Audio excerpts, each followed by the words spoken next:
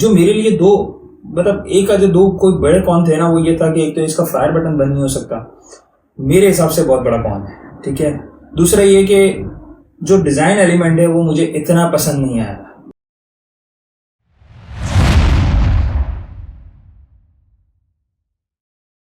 हाँ जी भाई, मेरे हाथ में है क्रॉस 3 बाय वेपरेसो। हम लोग इसको एक्सरॉस 3 बोलते हैं। मैंने जो मेरी वर्किंग है इसको क्रॉस 3 कहा जाता है। तो बहरहाल ये मैं थोड़ा सा आई नो कि थोड़ा सा इसके रिव्यू में लेट हो गया हूँ। ओवरऑल मार्केट में ये तकरीबन कोई 8-9 महीने से मौजूद है। खैर, देर है दुरुस्त है। ये मैंने एक दोस्त से बोरो की है for the purpose of the review. तो इस लाइनअप के अंदर जब ये लॉन्च हुई थी तो क्रॉस 3 मिनी और क्रॉस 3 नैनो जो चकोर वाली थी, ये तीनों आए थे। बहरहाल मेरे पास क्रॉस 3 है जो इसका सबसे अपग्रेड, मतलब सबसे हाई एंड वर्जन था। जो उस लाइनअप का जो सबसे हाई एंड वर्जन था मेरे हिसाब से वो ये, ठीक है। क्योंकि क्रॉस 3 मिनी जो आई थी उसके अंदर आई थिंक एयर फ्लो नहीं था, एयर फ्लो एडजस्टमेंट नहीं थी। और जो है वो जो नैनो थी वो भी जो है उन्होंने ना उसके अंदर I think air flow adjustment शायद नहीं थी, if I am not wrong. मैंने वो पर्सनली अभी यूज़ नहीं की है। इसके बाद एक दोस्त से वो भी बोरो करनी है तो उसका भी रिव्यू इंशाल्लाह लेकर आऊँगा।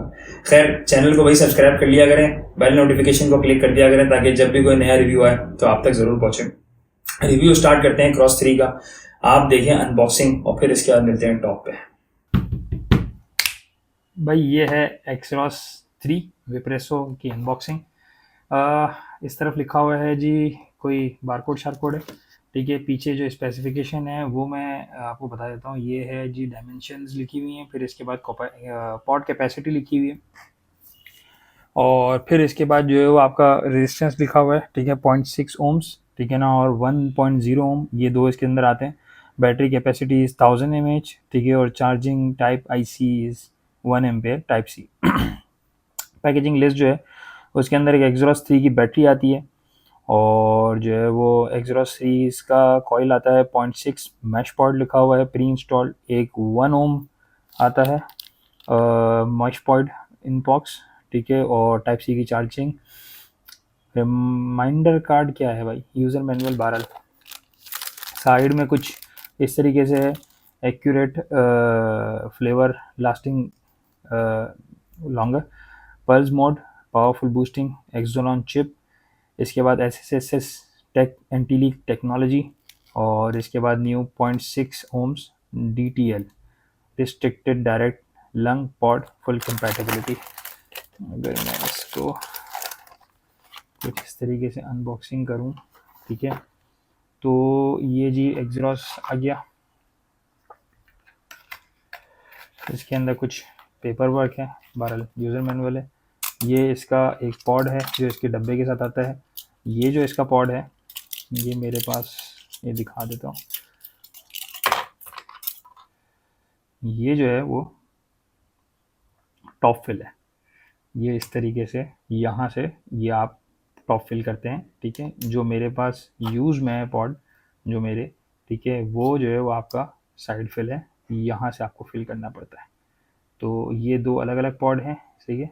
मेरे पास जो इस वक्त लगा हुआ है 0.7, ये 3 ml वाला पॉड है, ठीक है।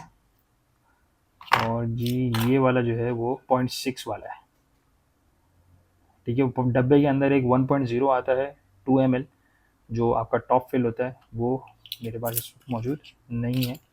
जिस दोस्त से लिया था उसने गालिबन शायद यूज़ कर लिया है। टाइप C की चार्जिंग केबल, दैट्स इट। ये इसकी अनबॉक्सिंग है। चलते हैं टॉप पे। अच्छा जी, करते हैं डिजाइन से स्टार्ट। ओवरऑल भाई प्लास्टिक फील है, नथिंग फैंसी, बहुत सिंपल डिवाइस है। Black okay.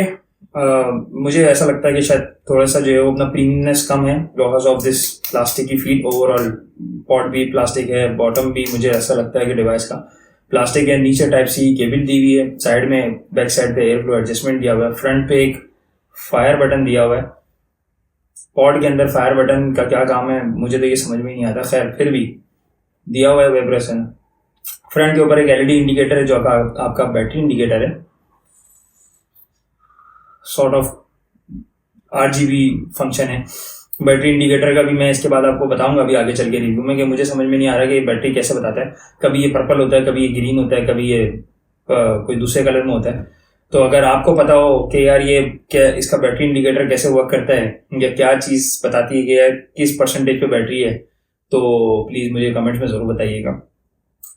ओवरऑल डिज़ाइन अगर मैं बात करूँ, ब्रांडिंग भी कोई इतनी ज़्यादा नहीं की है, which is a good thing. कोई हड़िया उड़ी नहीं है इसके अंदर।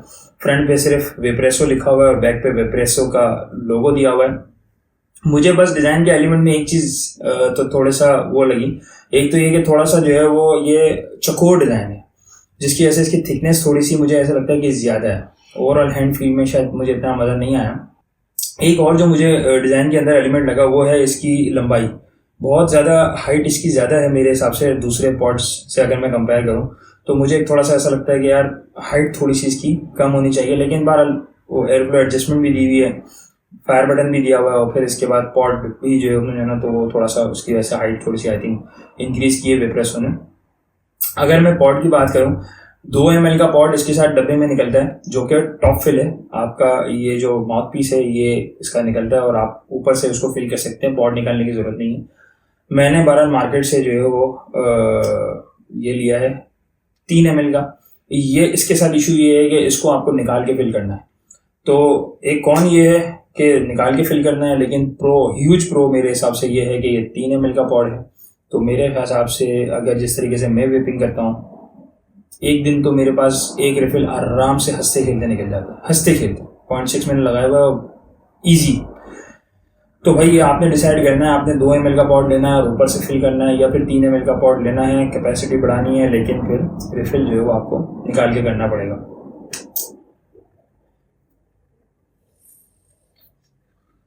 बात करूं इसकी एयर फ्लो की, एयर फ्लो एडजस्टमेंट इसके अंदर दी हुई है। तो अगर फुल ओपन करें, सॉर्ट ऑफ आरडीएल वाली फीलिंग है, मतलब अच्छा खासा लूज है, जो वी थ्रू आता था उससे भी लूज है। अगर मैं इसको फुल टाइट कर दूं, मेरे हिसाब से प्रॉपर एमटीएल ड्रॉ नहीं है, अभी भी कुछ लूजनेस है, लूज एमटीएल ड्रॉ कह सकते हैं, ठीक है। तो ये है जो जिन लोगों को बिल्कुल टाइट एमटीएल ड्रॉ पसंद है, जैसे कैलिबन्स के हो गए या अभी मतलब ऑक्सवा की जो नई डिवाइसेस आई हैं उनके हो गए, तो जो है वो उनके लिए फिर ये थोड़ा सा जो है ना, नहीं, मेरी जो प्रेफरेंस है वो ये है कि मैं इसको मोर और लेस इसके एक होल जो बड़ा वाला होल है वो मैं बंद कर देता हूँ और एक होल ओपन रखता हूँ। मेरे हिसाब से एक परफेक्ट ड्रॉ है। अच्छा, ड्रॉ की बात कर रहे हैं तो उसके अंदर एक चीज़ जो मुझे सबसे बड़ा कॉन लगता है वो ये लगता है कि इसका जो फायर बटन है ये आप बंद नहीं कर सकते। आई डोंट नो वेप्रेसो क्या इसके अंदर सोच रहा था कि फायर बटन, यार मैं पॉड नॉर्मली जो होता है वो कैरी मैं इस तरीके से करता हूँ कि मैंने 2 पफ ली और मैंने जेब में रख लिया या साइड वाली पॉकेट में रख लिया, और मुझे हर वक्त डर लगा रहता है कि यार इसका फायर बटन ऑटो फायर ना हो जाए। तो अगर ये फायर बटन देना ही था तो कम से कम ऐसी कॉम्पेटिबिलिटी होती कि आप फायर बटन बंद कर सकते हैं आपकी मर्जी के हिसाब से, ठीक है, और सिर्फ ऑटो ड्रॉ पे काम कर सकते हैं। लेकिन इन्होंने आई डोंट नो वेप्रेसो ने क्या किया है जो ना कि फायर बटन जो है ना इसका बंद नहीं हो सकता। तो एनी टाइम आप ऑटो ड्रॉ भी ले रहे होंगे तो भी आपका फायर बटन ऑन होगा, तो आपको जब भी डिवाइस जेब में रखनी है आपको ये डिवाइस बंद करके रखनी पड़ेगी। अब आता हूँ मैं फ्लेवर के ऊपर। इसके अंदर तकरीबन मैंने 40 से 45 ml फ्लेवर उतार चुका हूँ। निक सॉल्ट की बात करूँ, पहले इसके अंदर रियो का ट्रिपल बेरी आइस चल रहा था, ठीक है ना, वो मैंने पूरी 30 ml की बोतल इसके अंदर उतारी है और इसके बाद मैं ड्रिप डाउन का गवावा डाला है।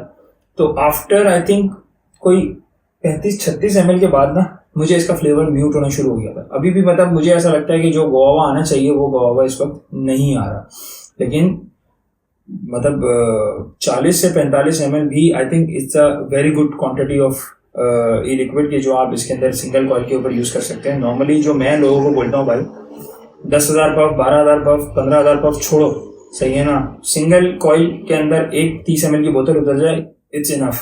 एक 30 ml की आपने बोतल ली, एक कॉइल लिया, दैट्स इट, कॉइल खत्म, फ्लेवर खत्म, आपने दोनों चीज़ें चेंज करनी है। ये ऐसे ही कभी गाड़ी के अंदर ऑयल चेंज करना है तो ऑयल फिल्टर भी चेंज करना है ये मेरी नज़र में ऐसा ही है। तो आई थिंक इनफ है, कॉइल लाइफ भी इनफ है और फ्लेवर डिलीवरी भी इनफ है कि आपको जो है वो एक 30 ml की बोतल आराम से उतार दें। I think huge pro for Vaporesso, good coil life. अब मैं बात करता हूँ इसकी लीकेज की। भाई पहले ये जब तक रियो का ट्रिपल बेरी आइस चल रहा था 30 ml वाला, 30 ml की जो बोतल थी, जब तक ये लीकेज नहीं कर रहा था। लेकिन आफ्टर जब मैंने गुआवा डालना शुरू किया, जब से ये थोड़ा थोड़ा लीकेज करना स्टार्ट हुआ है, ठीक है, तो मेरी जो नॉलेज है वो ये है कि जब कॉइल बहुत ज़्यादा आपका पफ काउंटर हो जाता है या बहुत ज़्यादा कॉइल यूज़ हो जाती है, तो उसके जो अंदर कॉटन होती है उसकी एब्जॉर्प्शन की जो ताकत होती है वो कम हो जाती है, तो इसकी वजह से वो लीकेज करना शुरू करता है। ओवरऑल अगर लीकेज यूं देखें तो मेरे हिसाब से लीकेज नहीं है, क्योंकि मैंने आपसे कहा ना 30 ml की बोतल अगर एक कॉइल उतार रही है विदाउट एनी लीकेज और फ्लेवर डिलीवरी अच्छी हो और जो है वो कॉइल भी बर्न ना हो, इट्स इनफ यार। नई कॉइल लो, नया फ्लेवर लो जो ना, और एंजॉय करो नया फ्लेवर नए कॉइल के ऊपर। ओवरऑल इसकी रेटिंग मेरे हिसाब से 8 out of 10। जो मेरे लिए दो मतलब एक का जो दो कोई बड़े कौन थे ना, वो ये था कि एक तो इसका फायर बटन बंद नहीं हो सकता, मेरे हिसाब से बहुत बड़ा कौन है, ठीक है। दूसरा ये कि जो डिज़ाइन एलिमेंट है वो मुझे इतना पसंद नहीं आया, बहुत ही जो है वो आप यूँ समझ लें कि जो है वो एवरेज डिज़ाइन है, नथिंग फैंसी, बहुत एवरेज डिज़ाइन है। तो इस वजह से मुझे ऐसा लगता है कि 8 out of 10 बनता है इसका। हाँ ये है कि अभी एक्सरॉस प्रो आ रहा है और एक्सरॉस बोल रहा हूँ मैं भी, क्रॉस प्रो आ रहा है और क्रॉस क्यूब आ रहा है, तो इंशाल्लाह देखते हैं कि वो आई थिंक उसके अंदर इन्होंने जो है वो डिज़ाइन एलिमेंट भी चेंज किया है और उसके अंदर थोड़ा सा फैंसी कलर्स भी हैं, तो देखते हैं उसके अंदर क्या होता है। इंशाल्लाह कोशिश मेरी ये होगी कि मैं बहुत जल्द आपके लिए क्रॉस 3 मिनी है या नैनो है व्हाट्सएप और चोकोर वाली है, यार मैं इसके अंदर कंफ्यूज रहता हूँ कि मिनी कौन सी और नैनो कौन सी है, यार मुझे समझ में नहीं आता कि जब मिनी दी हुई है तो फिर नैनो का क्या तो बनता है यार, या तो उसको कोई और नाम दो तो बहरहाल सॉरी, तो बहरहाल जो है वो जो भी है, मुझे इंशाल्लाह जिसके नए कलर्स भी आए तो वो इंशाल्लाह मैं आपके लिए रिव्यू लेके ज़रूर आऊँगा। तो भाई मेरे चैनल को सब्सक्राइब करें, बेल नोटिफिकेशन को क्लिक करें, इंशाल्लाह अल्लाह की दाद से उम्मीद है आपको सबसे पहले जो है वो मेरा रिव्यू मिलेगा। Keep waiting.